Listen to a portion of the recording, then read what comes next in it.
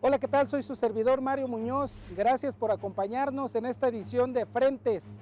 En esta semana se presentó el tercer informe de López Obrador, el tercer año de gobierno, y le vamos a presentar un panorama amplio de cuáles son sus talones de Aquiles. Comenzamos con la pobreza. ¿Cómo se ha disparado en México? La mitad de la población vive en esta situación.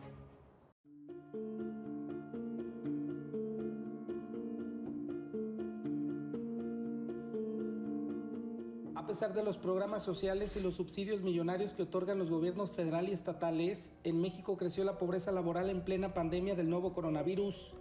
Según el Consejo Nacional de Evaluación de la Política de Desarrollo Social, suman 69.6 millones de mexicanos en esta situación.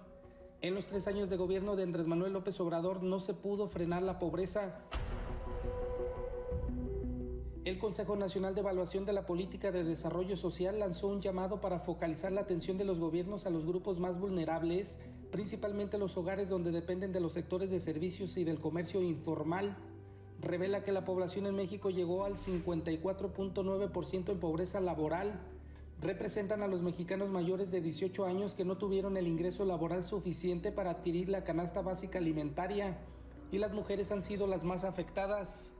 Hay que recordar que el número de mexicanos en pobreza laboral se ubicó en el año 2018 en 45.2 millones en esta situación, pero se añadieron 24.4 millones de personas durante la pandemia.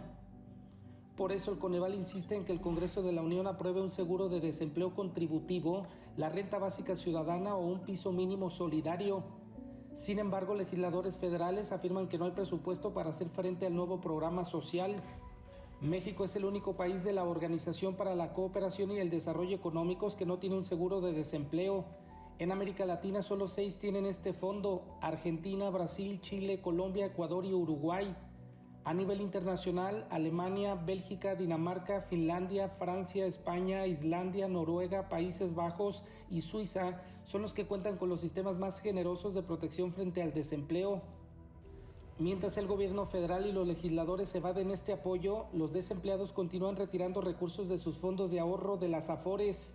Destaca que 1 millón de desempleados que contaban con una plaza laboral formal han retirado más de 18,000 millones de pesos entre enero y octubre pasados de sus recursos ahorrados para su retiro, con base en el último reporte emitido por la Comisión Nacional del Sistema de Ahorro para el Retiro.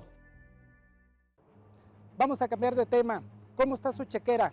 ¿Le alcanza para pagar todos los productos y servicios o siente que hay una afectación o un recorte? Le voy a explicar por qué. La inflación se duplicó entre el año pasado y este. Vamos a ver el por qué. El incremento en los costos de la electricidad y los alimentos detonó que la inflación en México se incrementara al 7.05%, que es la peor cifra de los últimos 20 años según el INEGI. Los alimentos que más se incrementaron fueron el tomate verde, los chiles secos y el jitomate, pero la escalada de precios sigue superando las expectativas del mercado, por eso aumentaron los riesgos para la recuperación económica del país. Y los pronósticos apuntan a una inflación de 7.2% al cierre de este año, lo que sería el peor cierre desde diciembre de 2010. La inflación es un fenómeno que se observa en la economía de un país y está relacionada con el aumento desordenado de los precios de la mayor parte de los bienes y servicios que se comercializan. Cuando hay inflación en una economía, es difícil distribuir los ingresos, planear un viaje, pagar las deudas o invertir en algo rentable, ya que los precios, que eran una referencia para asignar el dinero de la mejor manera posible, están distorsionados.